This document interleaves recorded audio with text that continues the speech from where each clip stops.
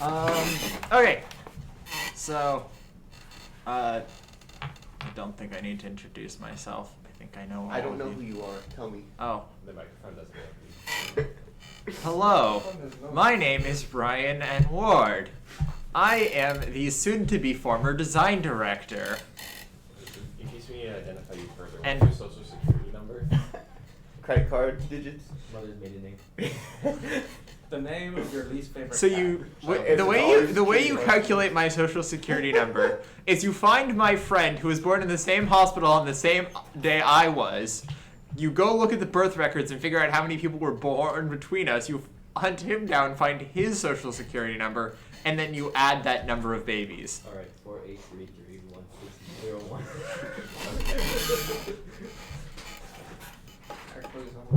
No, it didn't.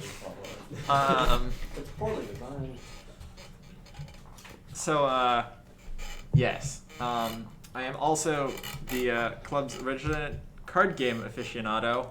So I'm going to talk to you about card games because I have power and I want to talk about card games and I'm about to leave, so I'm going to do this. So this is going to be probably about a... Ignore that. Okay. This is going to be about a 5 or 6 part series, depending on how much content I can cram into the Card Advantage and using your medium workshops down the road. Where, well, I have a whole slideshow talking about what this workshop is going to be. So, as mentioned, this is going to be an entire workshop series about customizable card games. This is a genre that goes by a ton of names because I don't know why. Well, I do know why. Because it started when WotC decided they were going to copyright the phrase trading card game, and then that's how we got the phrase collectible card game. And then someone decided that the collectible aspects of collectible card games was the worst part of them, so they made non-collectible card games that were still really the same genre. Basically, you run into problems when you try to, 1, copyright the name of your genre, and B, include the distribution model in the name of your card game, or in the name of your genre. So that's how this genre got a bajillion names, but we're still going to talk about it. For context on what genre we're talking about the genre that was spawned by Magic in 1993. I think that's the most unambiguous way to reference this thing, because it has so many names. And it's kind of going through a recent renaissance, with a lot of really, really good card games out now. So we're going to talk about it now. Yeah, I don't think there's anything more to be said about this. This is a very basic slide. Just so that we have some boundwork, I think most of you have played enough collectible card games at this point that these revelations shouldn't be particularly groundbreaking, but just so that we all have a shared, solid, basic understanding of what a collectible card game is. They tend to be strategy and resource management oriented games. Generally, you don't see many other forms of hidden information. Deck building is almost universally a major mechanic in these games, where you actually bring a deck of cards to the game that you are allowed to customize to some extent. To what extent and how much varies wildly from games. From literally, here are the decks, just pick one that you want, to you get to choose every individual card in this deck independently from any card legal in this format, with lots of steps in between. We're going to not care where on this track we are as long as we have some level of control over our own deck. The genre has an inherently infinite expandable nature, and it has a very low production cost. You're just printing little slats of cardboard, which generally means that it has seen a lot of financial prospect and success, especially if you look at the genre in the early to mid 2000s.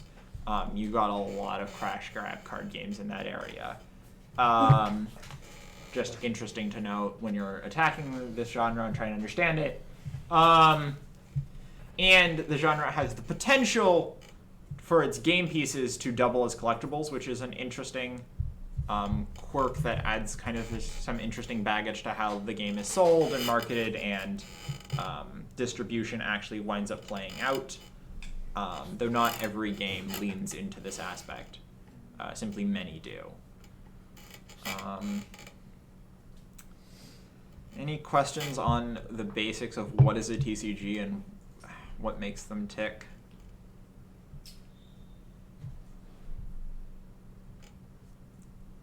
Okay, yeah, it's all very basic stuff so far. A little more interesting. Oh, wait, no, we're not on the interesting stuff yet. Some more basic parts of TCGs. They tend to be 1v1 strategy games. There are multiplayer TCGs. They're rare. You usually get to bring a customized pool of cards to play with, as we talked about. This is referred to as your deck in the lexicon of CCGs. Generally speaking, you shuffle your deck, and then you draw cards out of it into a hand, and then you play cards out of the hand. That's actually surprisingly innovative of this genre, which is weird, because it's just such an entrenched part of how this genre plays. Also, not every game in this genre plays with this concept. There are games where you don't shuffle your deck, where you don't draw cards in the conventional manner, where you don't play cards out of your hand, or you just don't have a hand. And we will consider those CCGs. But the vast, vast, vast majority follow the pattern of build custom deck, shuffle custom deck, draw hand of cards, play from hand of cards. There may or may not be a game state beyond the cards themselves. We won't discount this from calling it a card game. Many collectible card games include dice, tokens. Some straight up have a game board with miniatures pieces moving across it. We're going to talk about those later today. We call them tactical card games. Even like our archetypal card game Magic the Gathering has a life pool, which is technically not represented in cards, but is part of the relevant game state. I'm assuming there are no questions about any of this stuff, but there might be. Okay. Poker card game. We are not going to call poker a CCG because you do not get to customize your deck. Or not that you don't get to customize your deck, but that you have no say over the cards. You have no say over the deck. Also, there's a lot of games that wait, ignore me. I was thinking something else. Yeah. I mean, chips are not cards. But also, plenty of life pool isn't cards. Yeah. Amber isn't cards.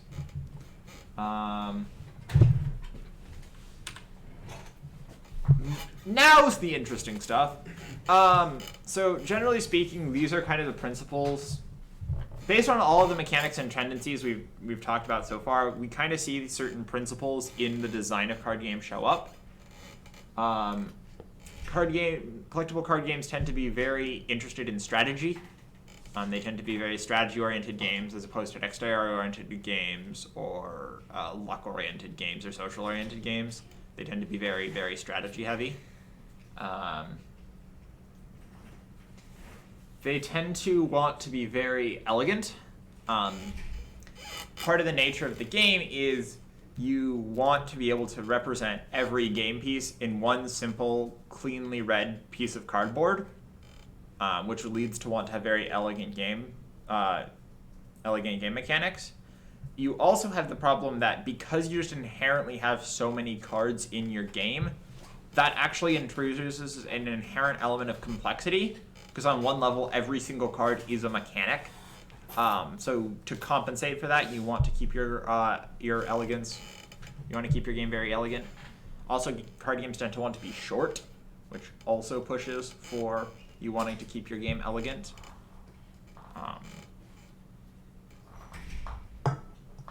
In order to support an indefinite card pool and just allow you to be able to throw more and more cards into this card pool, they tend to be systemic. Does anyone know what we mean when we say a game is systemic or is systemically designed? I can sort of piece it together in my head, but if you could expand upon that, it'd be great. Kyle, do you want to venture a definition? A game where the implementation of a system matters, but it's not the focus. Systems interact in preset ways with other systems such that you can understand how a thing should interact before you even know exactly how the individual card plays out. So, systemic games, I usually look at them as games that exist on pre-made rules that can't be changed. Whereas, what was it opposed against? Instead of non-systemic. Games, yeah, non-systemic games are games where you design a situation for a person to follow instead of having just this world that they exist in where the rules can be learned and then they can use the rules to get things that they want. So wouldn't most multiplayer games kind of fall under this category? Because I would think about it like Smash Bros, for example, where the objective is the same no matter what, and a lot of the moves generally do similar things, but each character is different. With that example, I would argue Smash Bros compared to traditional fighting games, Smash Bros is the more systemic of the two, because everything it has relies on the system of percent and knockback being tied, and moves, instead of dealing damage to health, deal damage as in how far it knocks you up. So everything goes through the system. You don't necessarily need to know how strong a move is to know that you want to use it. As long as it knocks people back and does percent, you know it will further your team state. So yes, exactly as discussed, right? A systemic game is a game that has a preset number of systems, and these systems are governed by preset rules, and every interaction between these systems is obeyed by these rules such that players can kind of predict how these systems interact with each other and how each instance of these systems interacting will play out without needing to learn, how every item interacts with every other item. Many multiplayer games are systemic. They're not inherently all. But yes, in order to support throwing as many cards into the pool as you want, you kind of need strong systems and systemic design so that when a player sees a new card for the first time, those systems inform them on how that card is going to work. And you don't need to custom tailor each interaction between any two cards. You can just allow the systems to make each two cards interacting interesting.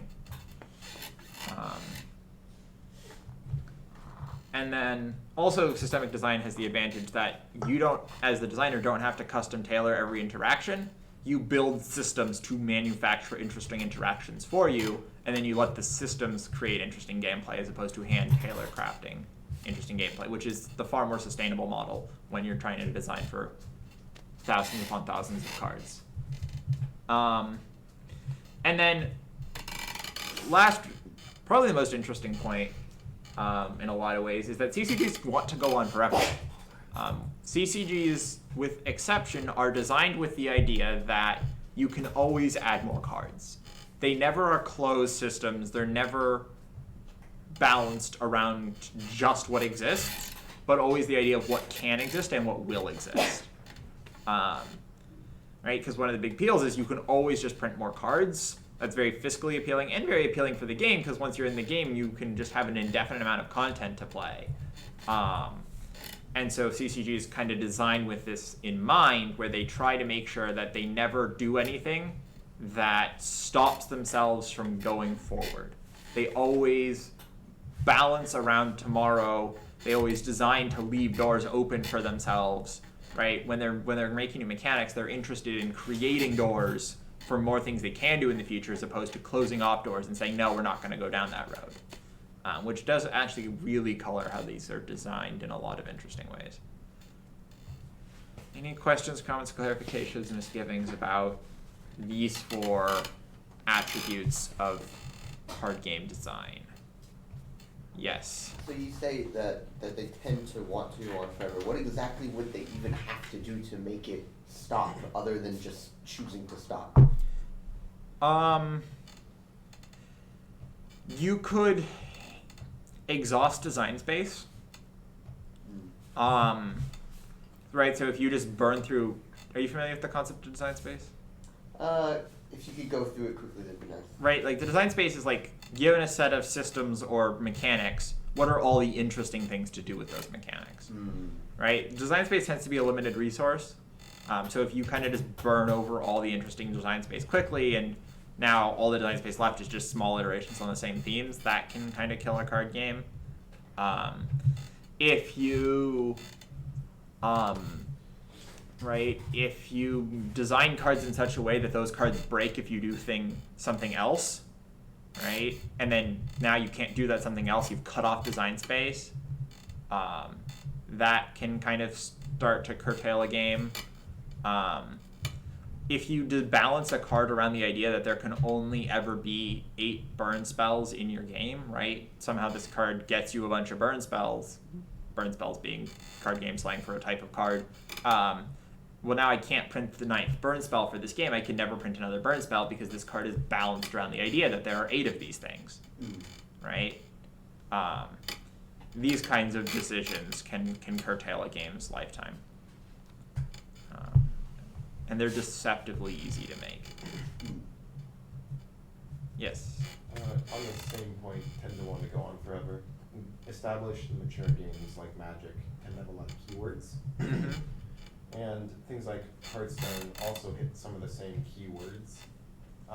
At a certain point, do they ever, I mean, you wouldn't know this necessarily, but when you have more and more that already exists, is it harder to find individual unique things to add? Or does development slow down inherently? Or yes, it does. Well, yeah. Right. Part of this is you do have the problem that you're going to start running out of design space. Design space is a limited resource. And so if you look at really established long-running card games, they do deliberately have brakes on innovation.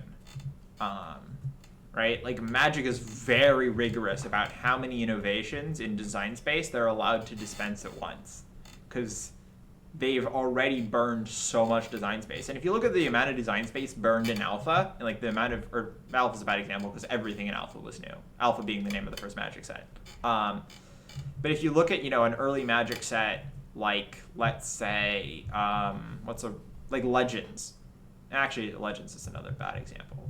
The Urza Saga. There we go. There's a good one. If you look at Urza Saga early Magic set, if you look at the amount of new things done in Urza Saga, and just the new design space that set pushed, and then you compare that to a set that has come out recently, like the last Magic set that just came out, Ravnica Allegiance, because that game is young and immature and reckless with its design space at that point.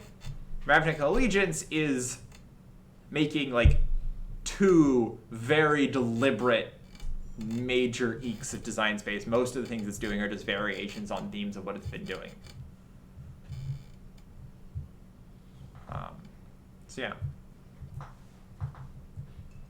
so, I mean, the forever is just like with diminishing returns. You also do things to create new design space as you go along. Don't you risk overcomplicating the game by doing that? Yes. Like Yu-Gi-Oh? I guess it would depend how I mean, you changes though. Yeah, you need to rely on the systems and you need to do it in a very careful way, but you can create new design space. I feel like this is something that can apply to video games too. Mm-hmm. Because, like, for example, I'm working on a game right now, and I keep coming up with ideas. But the more I come up with them, the more I think I'm never going to be able to explain this all to people. Mm-hmm. So, Yeah. Could you give an example of like the systemic versus the non-systemic game? I could. Let's think. Like, Because I don't think that there is a non-systemic card game. Or so card games kind of inherently really, like all 4 of these things, card games really want to be. like having phases is like a systemic thing in card games. I wouldn't use phases as an example. Okay. Because they don't really interact with anything else. They're more of just there for keeping the game running smoothly. Like, Houses. yeah. Like every card game you can think of kind of really wants to be systemic. What would be a non-systemic card game? I can't even think of a non-systemic card game. My gut reaction, which may be wrong, would be something like Tarot, maybe, where it's telling a single story but not repeatable in the deck. Yeah. I mean, there is a system to generate that story, so I'm probably. I mean, every game has systems. What makes the difference between a systemic game and a non-systemic game is like how central those systems are and how central those systems are in creating content and interactions. Like most RPGs are non-systemic. They have systems, but like the actual interesting interactions are handcrafted. Oh, we're going to put this monster here, this monster here. This fight is going to play out this way. Okay, so it could be a matter of like, not a matter of, but like you can think of it in terms of developer control over the gameplay experience. Yeah. Oh, okay. So like, if I had a card that was like, oh, when you have this other card on the field, it gets some sort of bonus. That would be non-systemic. Right. So design. it's like these two cards specifically name each other. Mhm. But if I had another card where it's like things of this tribe, and I just kind of crafted a deck around this tribe, then that would be non-systemic. Yeah, yeah. So the way I'm thinking about it is that the developer designs the potential for interesting interactions rather than designing the interactions themselves. That is exactly the principle of And systemic so it's design. kind of like how roguelikes work. Roguelikes are another That's a systemic fantastic genre. example. That's the one I always go to. Yeah. when I talk about systemic. Whereas like roguelikes are a very systemic genre where traditional hack and slash is much less systemic, right? I wouldn't really like call. I mean, Zelda's fairly systemic, but Zork. Zork. Never mind then. Text-based game entirely made. Oh. Interactions pre-scripted. Yeah, that's extremely You go north, non-systemic. go east, pick up whatever. Yeah. It'll always happen if you restart the game. Yeah, that's a very It's non-systemic not game. really up to you. I think most Zelda games these days aren't systemic, minus like Breath of the Wild and a couple of the other more free-roaming ones. Yeah, Zelda I would call systemic for its genre, but it's certainly not a systemic game. Yeah. Any other questions before we move on? We're good. Cool. So here's an actual definitive list of what we are and aren't going to call, or an actual exhaustive list of what we are and aren't going to call CCGs, just so we have a common groundwork. This is a completely arbitrary cutoff point. It has no actual real-world meaning, but we needed a sufficient fast rule of saying, I am going to talk about this game, I am not going to talk about this game. Generalized to that, yeah. So this is that definitive list. The criteria for making this list were based on, one, do you get to choose the cards that you bring to the game? Yes, no. All the games on the left, you have some level of control personally of what cards you're going to bring and play with the game, independent of the other players of the game. All the games on the right-hand side have some level of, we as a group need to agree on what cards we're playing with, or the game just tells us what cards we're playing with. Also, proximity to magic was considered. What is a deck building game? Deck building games are games where you have one central pool of cards. That is fixed. I don't know That how it is, starts. well, it's either fixed or based on what expansions players feel like playing with. Largely Oh, static. okay. Yeah, and then the actual interesting gameplay is building a deck out of that pool via the mechanics, and then using that deck to win the game. It is a closely related genre, but for purposes of here, because you don't get to choose what cards you bring into the game, we're going to consider it a distinct genre. Also, the gameplay, it shares the have deck of cards, shuffle deck of cards, draw hand, play cards to impact game state gameplay loop. But the actual way game states tend to work in deck building games tend to be pretty radically different from the way game states work in CCGs, which is another strike against it and getting considered a CCG for our purposes. Does that answer your question? Like a game like Sushi Go? Sushi Go was... I don't know if it's really a deck building game or a deck building like game, but I'd call that more of a set building game than a deck building game, and set building games and deck building games are closely related. One, you're just trying to build sets, and the other one, you're trying to build the entire deck. Like well-known deck building games, Dominion is the biggest one. Ascension, Star Realms, Legend. What we aren't going to consider CCGs, so we have a common groundwork.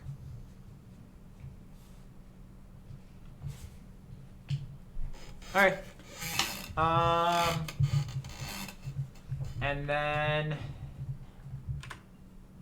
this actual workshop series itself. So we're just going to go through all the different systems in your archetypal CCG that build up a CCG. We're going to talk about how the systems work, what roles they play, the different ways they can work, the different permutations on that tile of system. We're going to try to classify games based on the types of the way their systems work into a bunch of subgenres. And hopefully by way of this, we're just going to kind of understand all the different things that go into a CCG and all the different ways a CCG can be built to give us a really powerful toolbox for building our own CCGs.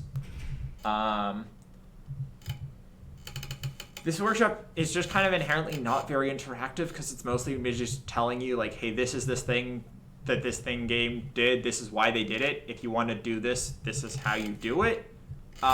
Because of that, if you're going to want to get the most out of this workshop, I can't recommend enough that you actually take the tools that this workshop series gives you and go make games with them. Right? That's the way you're actually going to learn this content. So please, go make card games in tandem to this workshop series. I don't have the time or energy to monitor or integrate that into this series, but it's going to be super important. So do it.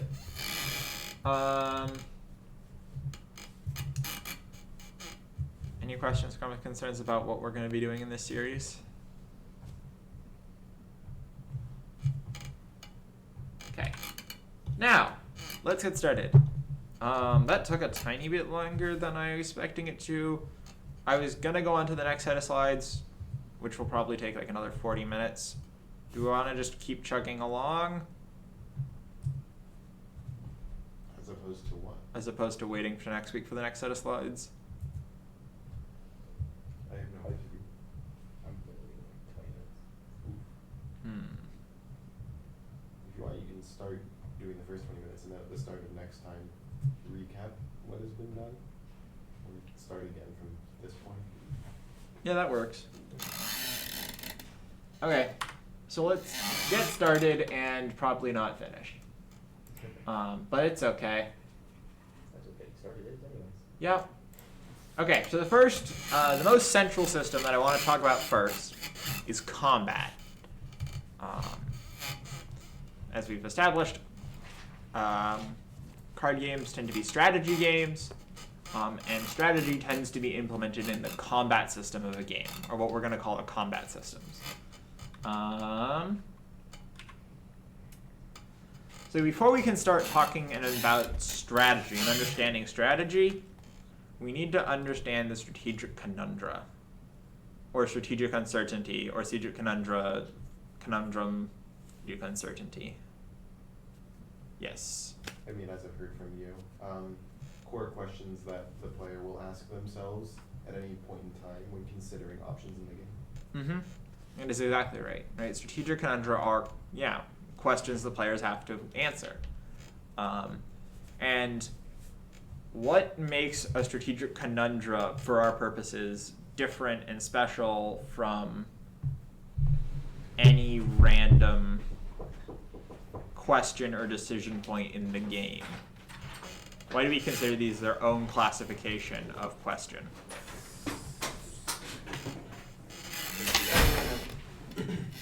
Because the answers change as you play the game. Yes, generally speaking, that is true. I don't think that's the main decision point, but that is most certainly a very important quality they have.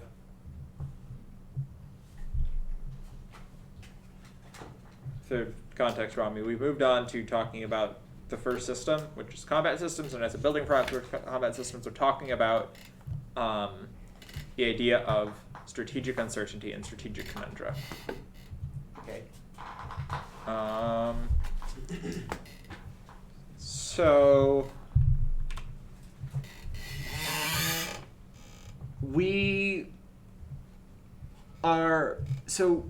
good strategy tends to revolve around, as we mentioned, these questions, these special questions that the players have to figure out and ask themselves, called strategic conundra. Also, the principle of having these questions is often referred to as strategic uncertainty. Sometimes we're going to call them core questions. The qualities that make these questions special, or good, or interesting as strategic conundra, they tend to be very impactful on the gameplay, right? These are not superfluous questions. These are not minor personal preferences. These are really questions that are going to radically change the flow of the game going forward. They are generally, the options that the player gets to choose from are difficult to evaluate against each other, right? It's not just a, do I want, 3 of a resource or 2 of a resource? Yeah, right? It's not just do I want more or less. It's not just do I want, to keep my money or to buy an apple. It's really going between 2 options that are radically different and very hard to compare against each other. Right? They do not have a clear right answer. If they have a clear right answer, that's a puzzle. Strategic conundra rely on not having a clear answer. There is no best way forward, which is what makes them interesting to evaluate. It's not about finding the right answer. It's about finding the most strategic answer. Right? As part of they're going to radically change the game, they should really impact not just the outcome of the game, but how the game will be played, right? Choosing to play defensively leads to a radically different pace of gameplay and series of further questions than if I choose to play offensively, right? I have really shaped how this game is going to be played by answering the strategic conundra, as opposed to simply having this question be, am I going to succeed or fail? And they are all asked often and repeatedly, right? This isn't just a big branching decision point in the middle of the game. This is just like every single turn I'm asking strategic conundra and slowly shaping the course of the game. Though, Yes. would it be true that if it's well-designed questions to ask the player, it is branching, but because it's branching so frequently, that's where the play space comes from? This is correct, yes. They should branch the game, but it should be about lots of little branches that are very impactful each in and of themselves, as opposed to one Which big, game are we playing today? one big giant decision point. And then once you've made that decision, you're done.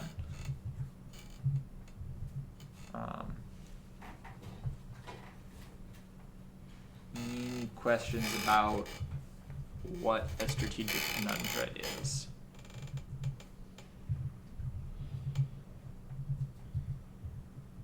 And Does it have to tie into the game state? I mean, that's probably a trivial question to ask, but an easy, you're defining that in terms of changes to the game state mechanics. Correct. Doesn't changes to the game state being hard to compare or hard to visualize their impact going forward. right.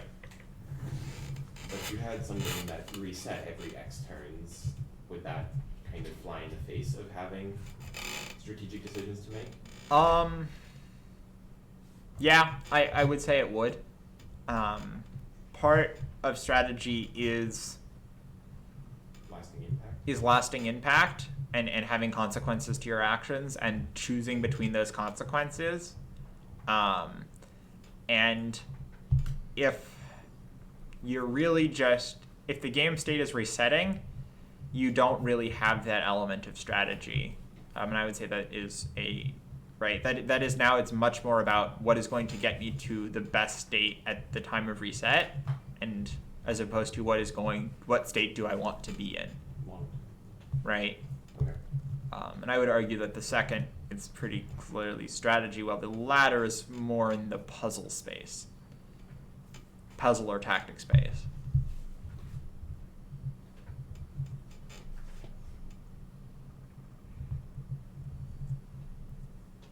Yes. Could Mulligan have strategic uncertainty if the mulligan is if the cards you're mulliganing are something you want but kind of want better? I would say mulligan is a fantastic strategic conundra, because you do have 2 radically different options, right? One option is safe but suboptimal, right? I know I'm going to be able to make these good plays eventually, but it's going to be a clunky path getting there. Or maybe you view it as a risky thing, because, well, I might be able to make these great plays, but I'm going to have a clunky path getting there. Will I get there? The other option is, well, I might have a smoother less hand, or you can see it as risky. And the fact that there are different ways to see it even makes it even better strategic conundra, because it's so much more obfuscated, while so clearly impactful, because the cards in your hand are a radically important part of the game state, right? So yeah, no, mulligans are fantastic strategic conundra. It adds an option to throw out your current options and get different ones. The only part where I would say that they're not really a strategic conundra is a strategic conundra tends to be an integral part of advancing the game state, and mulligans happen once.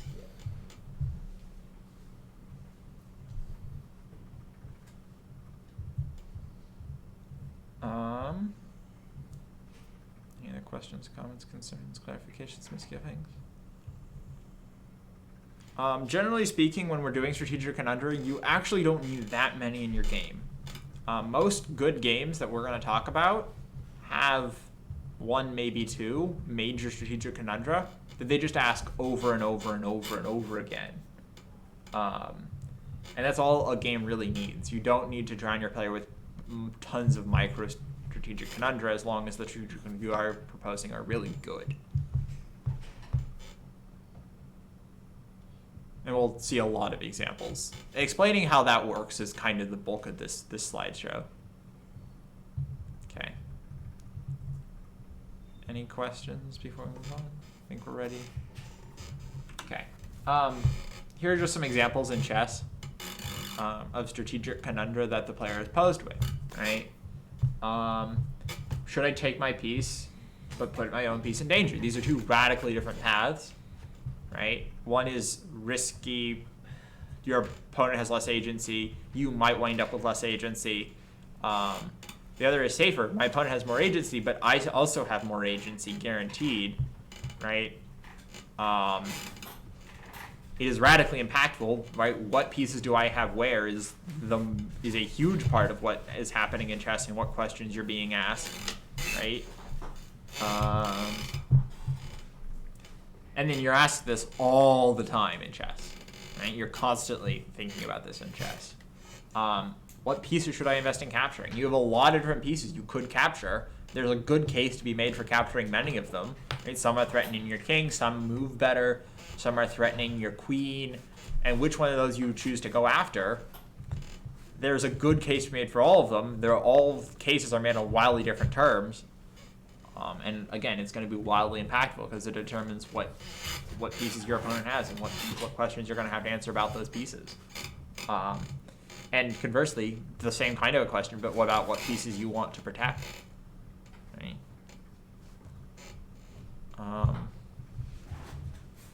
Questions, comments, concerns? Anyone think of any other strategic conundrum from chess? Well, not thinking of other strategic conundrum, but I recently brought up chess as an example of a strategic game to make the case that chess isn't really a game.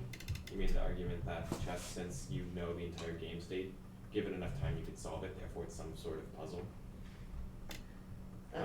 I mean, that's a case to be made for a hidden information workshop. That's right. But if people are still playing it some like 1,000-something years later, though, can it really just be solved like that? I guess the question I would ask is, uncertainty doesn't have to be just randomness. Would it also be valuable to say that the uncertainty in chess is largely because there's so many options that you can't quickly evaluate all of them? Randomness or hidden information is what I'm going to refer to as randomness as, is a very good way to create hidden information cheaply, or is a good way to create uncertainty cheaply.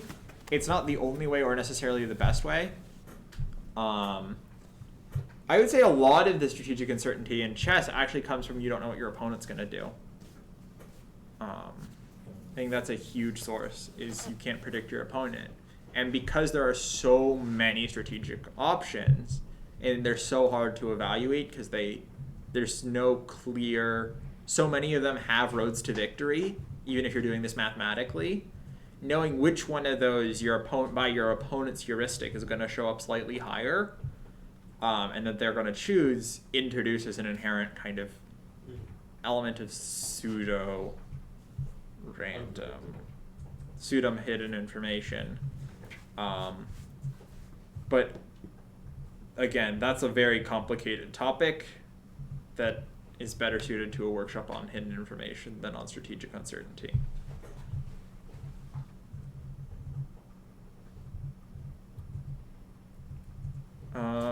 Speaking of which, that would be a great workshop. Strategic uncertainty and hidden information in chess. Be a great workshop topic to do. Someone should put that in the design Discord. Are you looking at me? Yes. My laptop's all the way over there, and I have to keep talking. Okay. Any questions, comments, concerns before we move on? Do these kind of questions, like, does a question like what move should I make like 2 turns down the road kind of are included in strategic uncertainty? Arguably. Or like, is there like a time scale to like when these questions are asked by the player? I mean, I think the question itself, on turn 10, am I going to move this piece, is really the strategic uncertainty. When the player is looking at it, no matter what time frame the player is looking at that question still needs to be answered, and it's still strategic uncertainty. Yes? Is it possible to make a strategic conundra inaccessible to most players? Like, say the interesting thing in your game is not what piece do I move this turn, but what piece do I move this turn and next turn? If you have to think multiple turns in advance for a thing to be interesting, is that... So now we're getting at the concept of lenticularity. And generally speaking, the principles of lenticularity tell us that it is perfectly okay if there are levels upon which your game is working that players don't perceive at certain levels of skill, as long as the game as perceived by each level of skill is a good game. If that makes sense. Right? So if there's a higher strategic conundra that low-skilled players don't perceive, as long as the strategic conundra that the low-skilled players do perceive is in itself interesting, potentially not as interesting, but still good in and of its own right, then I would say that's perfectly good, and actually a really good way to build a wide range of skill and depth into your game, because players just kind of, as the player gets better at the game, they like ability to process the game. Yeah, right. You have basically entire hidden difficulty levels of the game just hidden outside of the player's sight because they don't understand the game well enough to perceive them. An example of this in chess is that when you start thinking of the game in terms of, well, I want to control the middle space, the protected pieces, it becomes more complex. But even at a lower level, just I'm moving pieces back to that big piece from you. It's still acceptable. Yep. Lenticularity is a really cool concept that you can play with. Could you repeat that?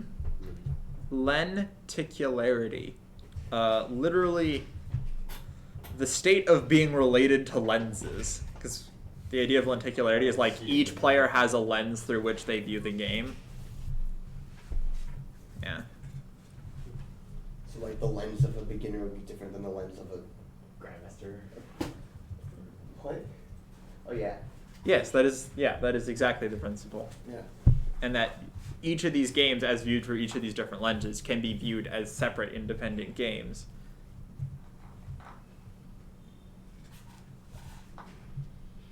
Well, I guess you could also think about, like, if you have a deck that works on completely different principles, you're basically playing a different game at that point. So yeah, it makes sense.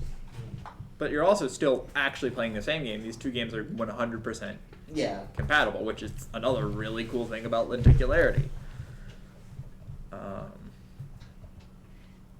And the and if you do have this grandmaster player playing against this lower skilled player, the lower skilled player isn't even overwhelmed by the complexity of the game the grandmaster player is playing because they don't perceive it. It's invisible to them. They're both playing their own version of the same game. Yes. This is a really big tangent about lenticularity, but lenticularity is just cool. But like it's possible in card games just to have like a really simple deck and the other person playing this really complex deck. I mean, do you know which designer coined the phrase lenticularity last time I checked? Is this some magic person? Yeah, this was coined by Mark Rosewater last time I checked. Or at least he's the designer who yells about lenticularity the most. It's important for accessibility. You want your interesting stuff to be accessible for most people, and even if they're not already there, you want a skill ramp to let them eventually get there. Mm-hmm.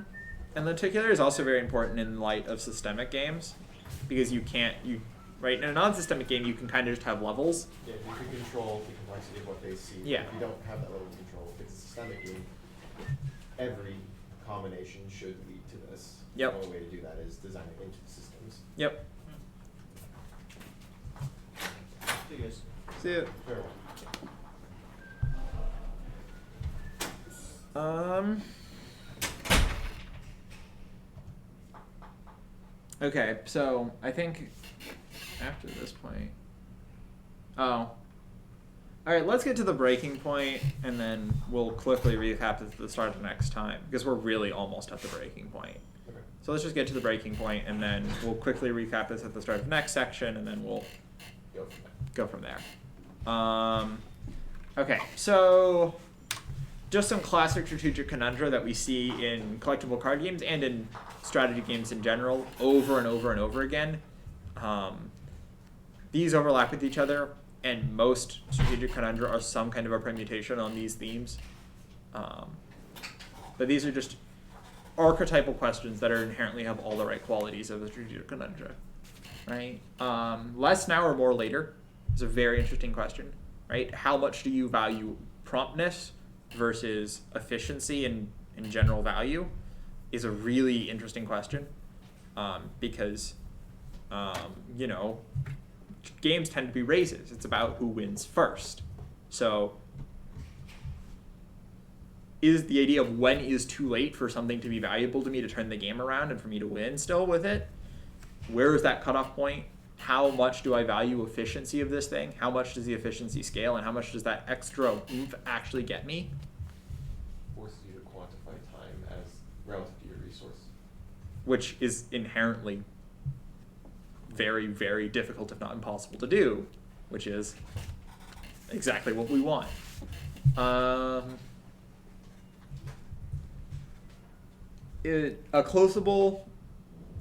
A very close permutation on that is it better to be responsive or efficient, right? Is it better to do things in the way that gives you the highest yield, but is really uninteractive to your opponent and is just doing things at the time that is best for the yield? Or is it best to do things in time with your opponent and potentially get a lower yield, right? Is it better to respond delicately to your opponent's actions and to the changing board state, but potentially for lower yield because you have, or time things around yield, but get things at really inopportune time, get things at a higher yield, but get things in very inopportune time according to the board state, right? Again, now you're evaluating two things that you can't really evaluate against each other, right? Yield and in quantity of resource versus being able to delicately respond to the board state. And these two tend to look a lot alike, these first two. Is it better, probably the most important one, attack or defend? That is such a classic strategic conundrum. Do I hold back and defend my things, or do I push forward and attack my opponent's things? It's just, this is what chess is based on, this is what Magic is based on. That seems to be a subset of the fourth point.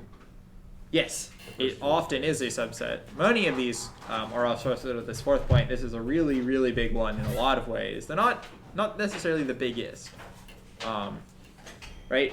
Just risks or rewards. This one actually tends to be a little overly simplistic compared to the others. But again, it's a very clear question that is very interesting and very hard to ask. When is it worth it to risk it? When is it worth it to be cautious?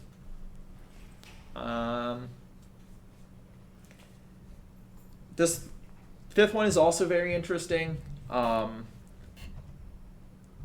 This is to explain the card game jargon to those.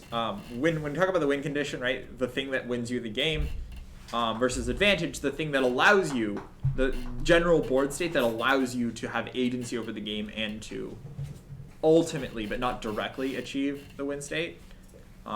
This one's really interesting because if you push the win state, it doesn't matter how close you get to the win state if you don't have enough advantage to close out the game, right? If you have got your opponent down to 1 health, but your opponent just has so much advantage they can hold on to that 1 health for everything they've got, doesn't matter. Alternatively, if you have all the advantage, if you're at 0 health because you didn't push your win state and your opponent did, doesn't matter. Those 200 creatures aren't going to help you now. Exactly. So which one is worth it more? Is it worth it to just win, or is it worth it to be in a position to win but not actually do the winning? Is very complicated and very interesting. And there are lots of other ones, but these basic principles of risk reward, win state, advantage, attack and protect my things or take out my opponent's things and go aggressive.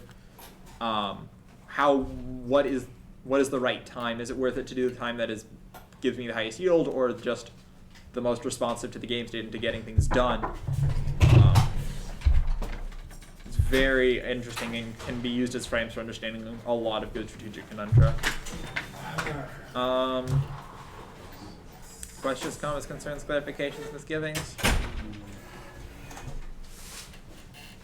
And okay, and that's the breaking point.